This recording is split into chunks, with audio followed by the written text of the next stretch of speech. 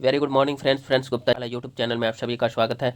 Friends आज है 1 मार्च 2025 और आज के बनने वाले सभी करंट अफेयर्स की हम लोग यहाँ पर चर्चा करेंगे। लेकिन उससे पहले हम लोग 28 फरवरी 2025 के करंट अफेयर्स का क्विक रिवीजन करते हैं फ्रेंड्स। पहला क्वेश्चन है, हाल ही में कौन सी दवाओं के उत्पादन और निर्यात पर प्रतिबंध लगाया गया है? आंसर हो जाएगा फ्रेंड्स टेम्पेटाडोल और कैरिसोप्रोडोल। अगला क्वेश्चन है, दिल्ली पुलिस ने हाल ही में अपना कौन सा स्थापना दिवस मनाया? आंसर हो जाएगा 78वां। अगला क्वेश्चन है friends, Kalakkad Mundanthurai tiger reserve किस राज्य में स्थित है? आंसर हो जाएगा तमिलनाडु। अगला क्वेश्चन है फ्रेंड्स, RS-24 यार्स किस देश की अंतर महाद्वीपीय बैलिस्टिक मिसाइल है? तो आंसर हो जाएगा इसका रसिया। अगला क्वेश्चन है फ्रेंड्स, भारत किस देश के साथ एक्सरसाइज धर्म गार्जियन का आयोजन कर रहा है? आंसर हो जाएगा जापान के साथ। अगला क्वेश्चन है फ्रेंड्स, ट्राइफेड ने हाल ही में आदिवासी उद्यमिता को बढ़ावा देने के लिए किन संगठनों के साथ MOU पर हस्ताक्षर किए हैं? तो इसका आंसर हो जाएगा निफ्ट और HMPC के साथ। ठीक है।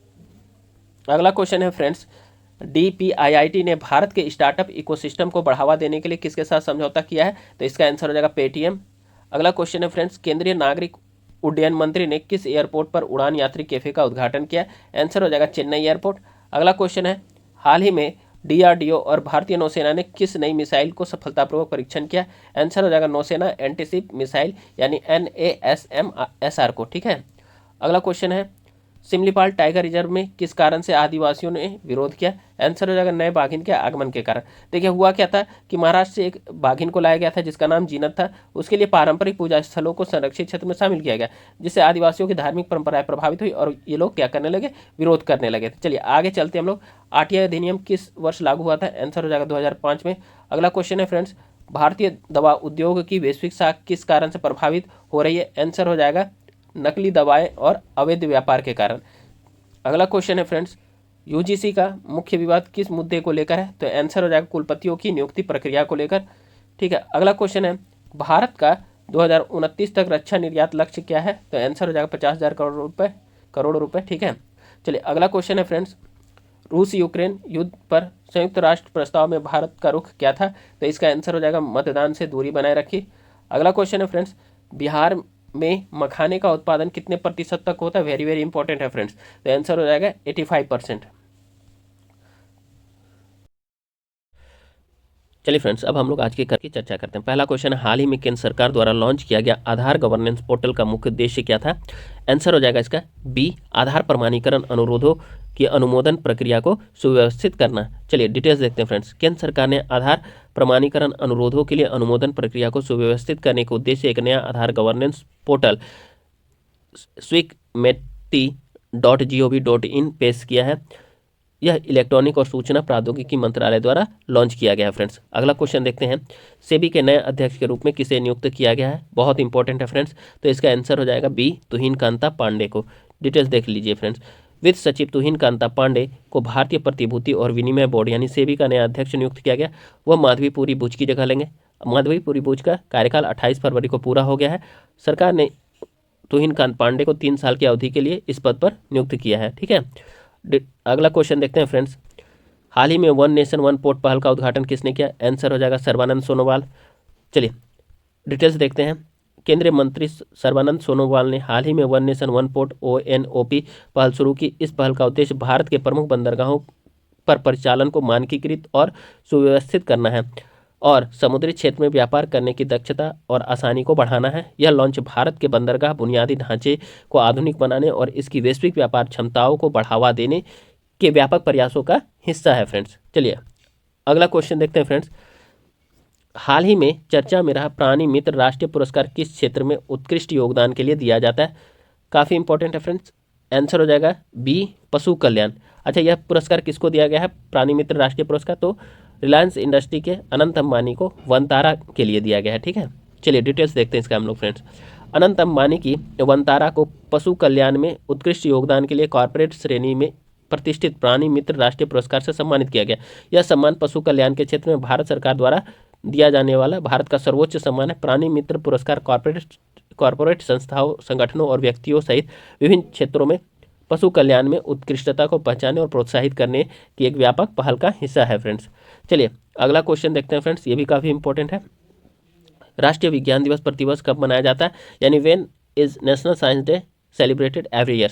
तो इसका आंसर हो जाएगा डी 28 फरवरी।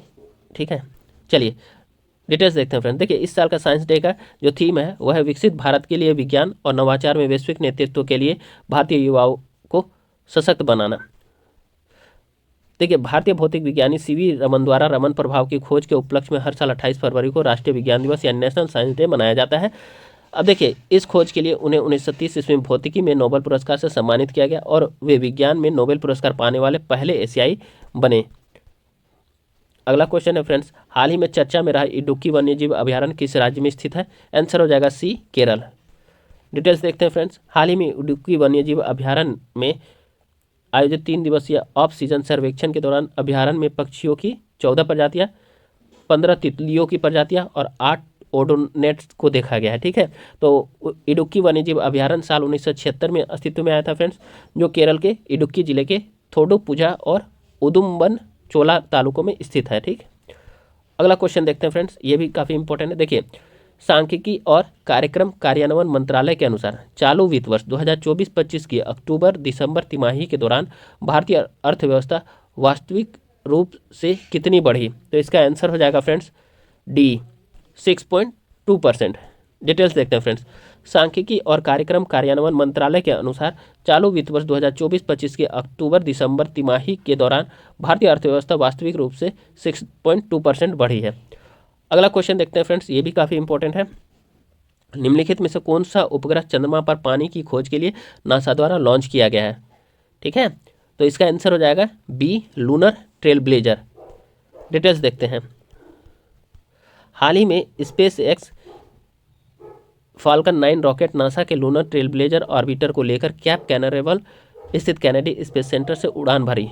यह राष्ट्रीय वैमानिकी एवं अंतरिक्ष प्रशासन या नासा की एक पहल है। अब देखिए इसका उद्देश्य क्या है? इसे चंद्रमा की सतह पर पानी खोजने और उसका मानचित्र बनाने के लिए भेजा गया। चलिए अगला क्वेश्चन है फ्रेंड्स, ACADA सिस्टम खरीदने के लिए भारतीय सेना ने किस कंपनी के साथ अनुबंध किया है? इसका आंसर हो जाएगा सी L&T। ठीक है, डिटेल देखिए फ्रेंड्स। देखिए रासायनिक युद्ध के खतरे से निपटने की तैयारी करते हुए भारतीय सेना ने L&T लिमिटेड से 80.43 करोड़ रुपए की लागत से 223 स्वचालित रासायनिक एजेंट डिटेक्शन और अलार्म यानी ACADA प्रणालियों को खरीदने के लिए एक अनुबंध पर हस्ताक्षर किए हैं। अगला क्वेश्चन देखेंगे फ्रेंड्स, विश्व प्रोटीन दिवस किस तारीख को मनाया जाता है? आंसर हो जाएगा बी 27 फरवरी को। डिटेल्स देखते हैं फ्रेंड्स। विश्व प्रोटीन दिवस हर साल 27 फरवरी को मनाया जाता है। इस दिन को मनाने का मकसद लोगों को प्रोटीन के महत्व और इसके स्वास्थ्य लाभों के बारे में बताना है। फ्रेंड्स आगे हम लोग इसके डिटेल्स को देखते हैं। यह दिन प्रोटीन से भरपूर आहार लेने के लिए प्रोत्साहित करता है। यह दिन प्रोटीन की कमी वाले यानी उसके होने वाली चुनौतियों पर ध्यान केंद्रित करता है। उसके साथ साथ यह दिन पोषण सुरक्षा को मजबूत करने और लोगों के स्वास्थ्य में सुधार करने के लिए प्रोटीन युक्त खाद्य पदार्थ के महत्व को रेखांकित करता है। भारतीय चिकित्सा अनुसंधान परिषद यानी ICMR के अनुसार भारत में प्रोटीन की खपत 48 ग्राम प्रतिदिन से बहुत कम है। मानक स्टैंडर्ड है 48 ग्राम प्रतिदिन होना चाहिए। ठीक है, तो उससे ये काफ़ी कम है। चलिए अध्ययनों से पता चलता है कि 73% भारतीय प्रोटीन की कमी से पीड़ित हैं। अगला क्वेश्चन है, भारत कॉलिंग कॉन्फ्रेंस 2025 का उद्घाटन किस केंद्रीय मंत्री ने किया है? तो इसका आंसर हो जाएगा बी पीयूष गोयल। डिटेल्स देखते हैं फ्रेंड। देखिए केंद्रीय वाणिज्य और उद्योग मंत्री श्री पीयूष गोयल ने भारत कॉलिंग कॉन्फ्रेंस 2025 का उद्घाटन किया। इस कार्यक्रम का आयोजन IMC chamber of commerce and industry द्वारा किया गया है। इसका आयोजन मुंबई के जियो वर्ल्ड कन्वेंशन सेंटर के लोटस बॉलरूम में हुआ है। इसका विषय था फ्रेंड्स विकासशील भारत 2047 का मार्ग सभी के लिए समृद्धि की ओर अग्रसर। अब इसका उद्देश्य क्या है? भारतीय और वैश्विक व्यापार जगत के नेताओं, निवेशकों और नीति निर्माताओं को एक मंच पर लाना है कॉलिंग सम्मेलन का उद्देश्य। ठीक है, अगला क्वेश्चन देखते हैं फ्रेंड्स, केंद्र सरकार ने दोषी सांसदों पर आजीवन प्रतिबंध की याचिका का विरोध क्यों किया? इसका आंसर हो जाएगा फ्रेंड्स डी उपरोक्त सभी। क्या क्या है? यह न्यायिक क्षेत्राधिकार से बाहर है, यह असंवैधानिक है और यह संसद के अधिकार क्षेत्र में आता है। इसलिए इसका आंसर डी हो जाएगा फ्रेंड्स। डिटेल्स देखते हैं। हाल ही में सुप्रीम कोर्ट में फरवरी में दाखिल अपने नवीनतम हलफनामे में केंद्र सरकार ने तर्क दिया है कि दंडात्मक कानून व्यक्तियों की स्वतंत्रता और अधिकारों पर केवल एक निश्चित अवधि के लिए प्रतिबंध लगाते हैं, यानी जेल की सजा के समय तक ये प्रतिबंध अपने आप समाप्त हो जाते हैं। ठीक है, केंद्र ने यह भी संकेत दिया है कि किसी भी अपराध के लिए जेल में सजा काट चुके व्यक्ति को चुनाव लड़ने या राजनीति में दोबारा प्रवेश करने पर आजीवन प्रतिबंध लगाना अनुचित रूप से कठोर, असंगत और अत्यधिक होगा। ठीक है, अगला क्वेश्चन देखते हैं friends. Green transition alliance India किस देश द्वारा शुरू किया गया? आंसर हो जाएगा फ्रेंड्स सी, डेनमार्क। डिटेल्स देखते हैं फ्रेंड्स। देखिए, डेनमार्क ने हाल ही में फरवरी 2025 में ग्रीन ट्रांजिशन अलायंस इंडिया यानी GTTAI पहल की घोषणा की। यह पहल डेनमार्क और भारत के बीच सतत ऊर्जा समाधानों पर सहयोग को मजबूत करने के लिए शुरू की गई है। इसका उद्देश्य वैश्विक कार्बन तटस्थता के लक्ष्य को तेजी से हासिल करना है। अगला क्वेश्चन फ्रेंड्स देखते हैं। पशु कल्याण बोर्ड ऑफ इंडिया द्वारा प्रदान किए जाने वाले प्रमुख पुरस्कार कौन कौन से हैं? इसका आंसर हो जाएगा फ्रेंड्स ए, जीव दया पुरस्कार और प्राणी मित्र पुरस्कार। चलिए इसका डिटेल्स देखते हैं फ्रेंड्स। भारतीय जीव जंतु कल्याण बोर्ड AWUBI ने विज्ञान भवन नई दिल्ली में प्राणी मित्र एवं जीव दया पुरस्कार समारोह का आयोजन किया। पशु चिकित्सकों, नीति निर्माताओं और क्षेत्रीय अधिकारियों की सहायता के लिए पशु कल्याण कानूनों और नीतियों पर 4 पुस्तकें जारी भी की गई। ठीक है, चलिए फ्रेंड्स, प्राणी मित्र पुरस्कार 1966। देखिए, पशु कल्याण और संरक्षण में असाधारण योगदान के लिए व्यक्तियों और संगठनों को सम्मानित किया जाता है प्राणी मित्र पुरस्कार से। अब जीव दया पुरस्कार की शुरुआत 2001 में हुई थी। यह पशु कल्याण के प्रति समर्पण के लिए पशु प्रेमियों को सम्मानित करता है। ठीक है, अब देखिए, भारतीय पशु कल्याण बोर्ड या AWUBI आखिर है क्या, देखते हैं इसके बारे में भी हम लोग देख लेते हैं थोड़ा। यह मत्स्य पालन, पशुपालन और डेयरी मंत्रालय के तहत एक वैधानिक निकाय है जो भारत में पशु कल्याण को बढ़ावा देता है और पशु क्रूरता को रोकता है। इसकी स्थापना पशु क्रूर निवारण अधिनियम 1960 के तहत 1962 ईस्वी में की गई थी। ठीक है, मुख्यालय इसका बल्लभगढ़ हरियाणा में है। संस्थापक इसके रुक्मिणी देवी अरुणडेल जी हैं। अगला क्वेश्चन देखते हैं फ्रेंड्स।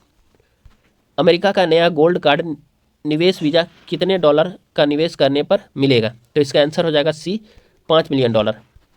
डिटेल्स देखते हैं फ्रेंड्स। देखिए, राष्ट्रपति डोनाल्ड ट्रंप ने अमेरिकी नागरिकता पाने की चाह रखने वाले प्रवासियों के लिए गोल्ड वीजा स्कीम शुरू करने का ऐलान किया है। ठीक है, इस योजना के जरिए $50 लाख यानी करीब 44 करोड़ रुपए का भुगतान करके विदेशी नागरिकों के लिए अमेरिकी नागरिकता पाने का रास्ता साफ हो जाएगा। इस योजना के तहत पहले चरण में करीब 10 लाख गोल्ड कार्ड जारी करने की योजना की तैयारी की जा रही है। ठीक है, राष्ट्रपति ट्रंप ने यह बताया कि गोल्ड वीजा के लिए निवेशक जो भुगतान करेंगे उससे अमेरिका के राष्ट्रीय कर्ज का भुगतान जल्दी ही किया जा सकेगा। अब देखिए, कॉमर्स सेक्रेटरी हावर्ड लटकनिक ने घोषणा की है कि ट्रंप गोल्ड कार्ड वीजा अगले 2 हफ्तों में EB-5 वीजा की जगह लेगा। यह किसके बदले में आ रहा है? तो EB-5 वीजा की जगह ट्रंप गोल्ड कार्ड लाया जा रहा है, ध्यान रखिएगा इसको। अब देखिए, राष्ट्रपति ट्रंप की यह योजना भारतीय प्रवासियों के लिए महंगी पड़ सकती है, क्योंकि US सिटीजनशिप एंड इमिग्रेशन के अनुसार करीब 10 लाख भारतीय ग्रीन कार्ड का इंतजार कर रहे हैं। यहाँ करीब 50 लाख भारतीय रहते हैं। चलिए फ्रेंड्स, ये काफ़ी इंपॉर्टेंट क्वेश्चन था, इसलिए इसको डिटेल्स में मैंने किया। तो चलिए, आज का सेशन यहीं समाप्त होता है फ्रेंड्स। कल फिर हम वही पुराने अंदाज, नए फ्लेवर और नए फ्लेवर के साथ आप लोगों के समक्ष प्रस्तुत होंगे फ्रेंड्स, नए सेशन के साथ। तब तक के लिए आप लोगों को जय हिंद, जय भारत। और फ्रेंड्स, आप लोग गुप्ता जी की पाठशाला यूट्यूब चैनल को लाइक, सब्सक्राइब, शेयर और कमेंट अवश्य करें। फ्रेंड्स, आज आप लोगों को एक और सूचना देना चाहता था कि 1 महीने का करेंट अफेयर्स आज मैं अपलोड करूँगा, फरवरी महीने का। तो आप लोग क्विक वे में होगा, लगभग 400 के करीब क्वेश्चन होंगे, तो कम से कम टाइम में मैं उसे कवर करवाऊंगा। ठीक है फ्रेंड्स, तो चलिए, धन्यवाद फ्रेंड्स।